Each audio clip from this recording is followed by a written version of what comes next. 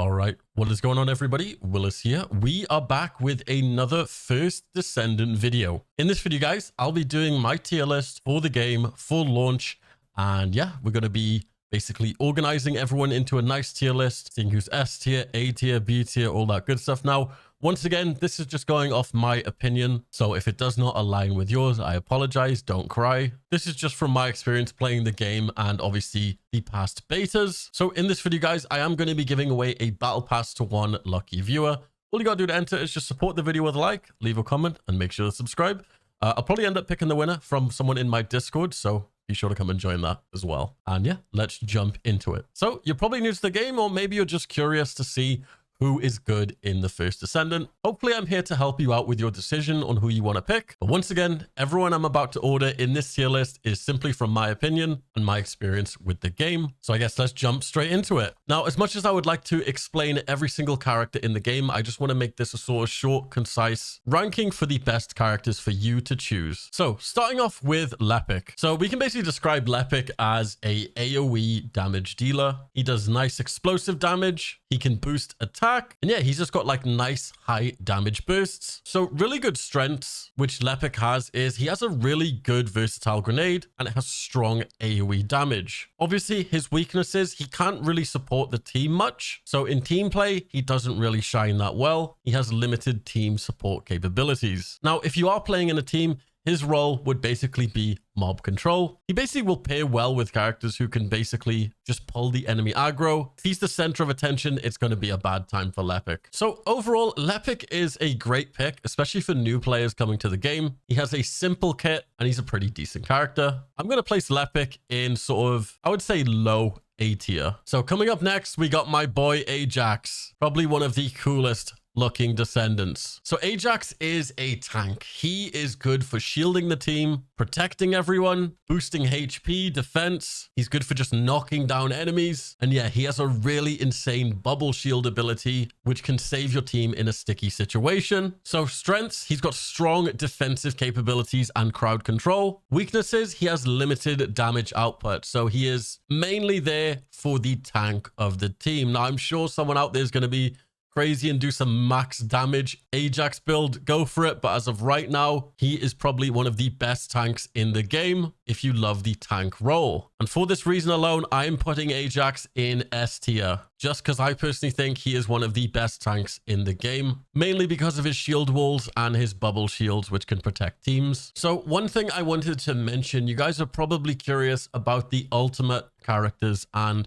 basically what the difference is to the normal variants. So honestly, not much. The only thing I can see, and which I've researched, is most ultimate characters have like an extra slot for one of their modules, and some of them have like increased, I guess, like skill duration and I guess skill timing. So for an example, Ajax may be able to do his ultimate for longer than the normal Ajax. It's just small stuff. It isn't anything major, but yeah, I don't think anybody will have the ultimate character variants as of yet, because most of them require you to farm end game bosses. Obviously, unless you swipe and you just buy them, but that is up to you. So up next, we have Viessa. So Viessa is her role. She's called a debuffer. She's really good at controlling enemies. She freezes and slows them. She has probably got some of the best crowd control in the game. Her weaknesses, she has moderate damage output. It's not amazing. Her team role would basically be for crowd control and basically setting up opportunities for high damage follow-ups. I'll probably be placing Viessa in B tier. So next up, we have Jayber. Now, honestly, I think Jayber is sort of like a hidden gem, which I feel like not a lot of people know about. He's basically really good utility. His abilities basically revolve around summoning turrets, which can also heal your team as well. But there's also turrets that he possesses, which are really good for offense capabilities. Now, honestly, his weaknesses are basically just reliant around his turrets. Obviously, the placement of the turrets is very important. His team role will basically be providing support for your team, healing, and obviously the offensive turrets, which is sort of good for just locking down a certain area. Overall, if you like control and just locking down an area, I feel like Jayber would be very, very good for you. I'm going to place Jayber in A tier. So next up, we have Sharen or Sharen. however you want to say it. Now, for all you ninjas or assassin lovers, she is for you. She is a close range damage dealer, and she's basically an assassin. She's like a melee character, which is very interesting. She can also go invisible as well, and basically it will enhance the damage on her next attack. Now, unfortunately, her kit right now just doesn't make sense with the other descendants that we have. Like,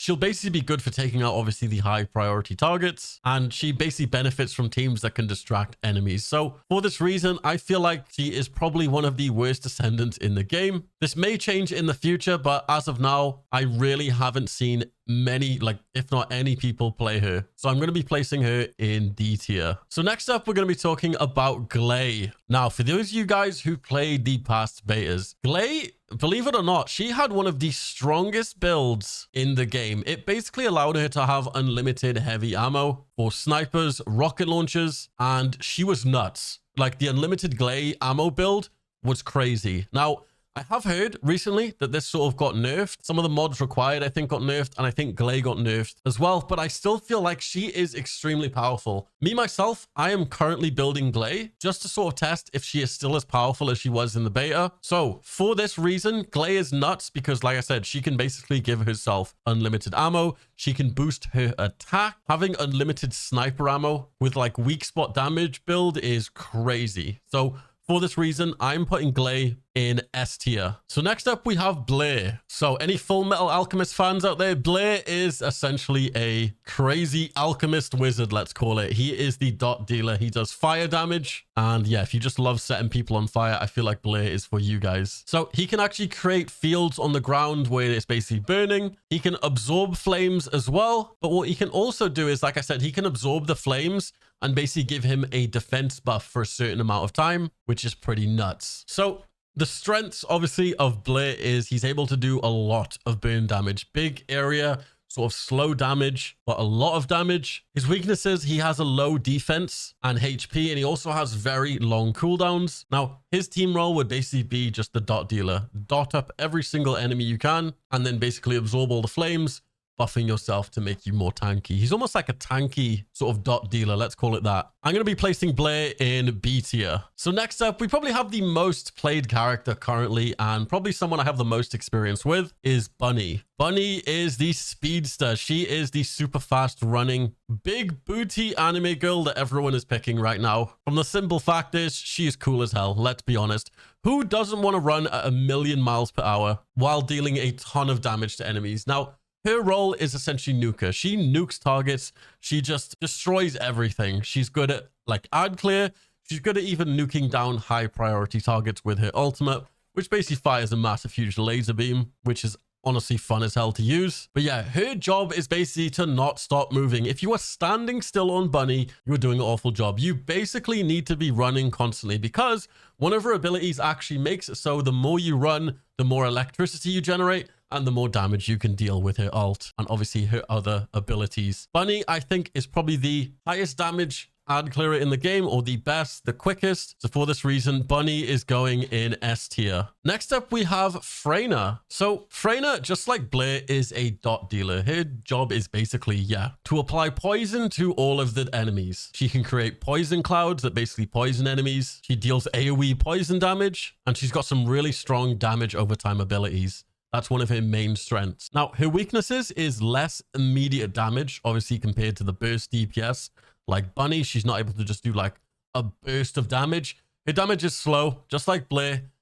Where Blair burns, she basically inflicts poison. Your job role will essentially be the sort of sustained damage dealer. For this reason, I'm going to place her in B tier with Blair, just because I'm not really sure right now with the dot descendants. And yeah, I don't really know like how useful they can be. Maybe you could make some crazy build for like a boss that would just basically put like a bunch of dots on the boss. Like maybe that would be good. But as of right now, I just don't think they're that great. So coming up next, we have Valby. So Valby is actually pretty awesome. Valby is a constant DPS. She's actually very good at doing AoE DPS as well. A lot of her abilities sort of revolve around water. She creates puddles and she does a lot of damage. Now, unfortunately, some of her weaknesses put her in sort of risky positioning. So maybe if you're bad at positioning, she's not for you, but she will be really, really useful in sort of mob heavy encounters, as her AoE damage is really insane. Also, fun fact, if you're standing in water as Valby,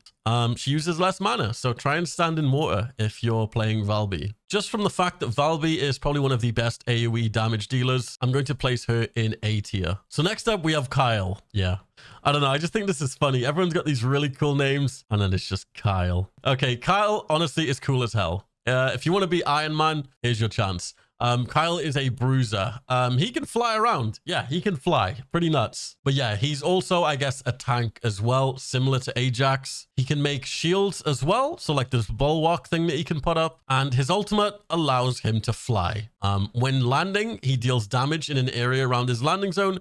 Consuming all accumulated magnetic force, the damage dealt is proportional to the amount of magnetic force consumed. Now, to basically get this magnetic force, you basically need to use skills. And yeah, like I said, it's perfect because his role is basically bruiser. I would say he probably does more damage than Ajax just because he has more offensive abilities. He also has a really cool ability called Magnetism Spurt. So when he's damaged, the magnetic force is reduced instead of HP or shield. So he has his own separate resource called Magnetic Force, which he can actually use instead of his actual shield or his health. So if you love tanking a ton of damage and love being mobile, Kyle is for you. But yeah, I'm probably going to place Kyle, I think, in low B tier. Once again, this might change. But yeah, for now, that's where he's going. All right, up next, we have Esiemo. Esiemo is a burst DPS character who has a ton of explosive abilities. He basically will attach bombs to enemies and detonate them at the right opportunity. His passive skill is pretty nuts. He will drop a bomb on the ground when his shield is completely depleted. His abilities basically revolve around sticky bombs, placing landmines, and basically just running into enemies doing a ton of explosive damage. Esiemo's great, but he's pretty new right now, so I'm probably just going to place him in low B tier. And then finishing up with our last two, we have Enzo and Yujin. So I'm going to just do Enzo first. So Enzo is a support character. Like, he is a full-on support character. His passive basically gives your allies, I guess, increased max ammo capacity. So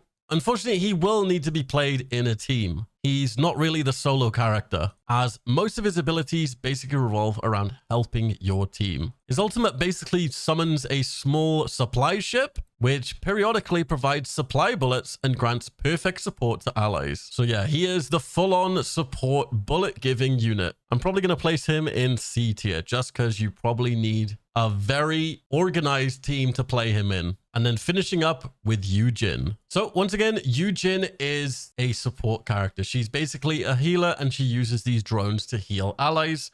Her passive basically reduces the time it takes to rescue allies. So she's actually the reviver. It's her job to revive allies. Targets rescued by Yujin increases max HP for a certain amount of time. So if you get res by her, you get a nice, juicy max HP buff. How cool is that? So what makes me actually interested in Yujin is she can actually summon a recovery drone that you can attach to allies. It can also revive them, apparently, and it also increases their attack through an accelerant effect upon dismissal. So if you pair her with someone like Ajax, she is god tier.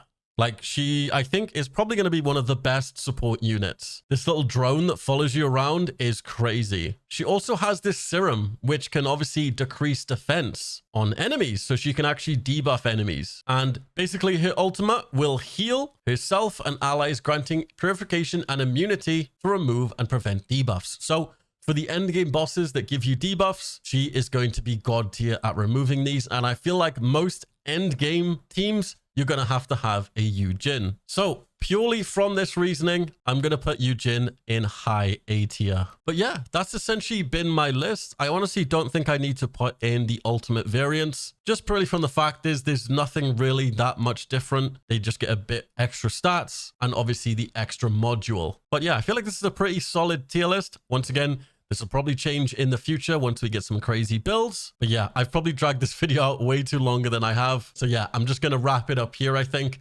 If you guys enjoyed the video and you found it helpful, let me know in the comment section which Descendant you guys are going to be picking. And as well, don't forget to leave a comment and a like, and obviously subscribe for a chance to win the Battle Pass for the First Descendant. Let's try and get this video to 3,000 likes. That would be fantastic.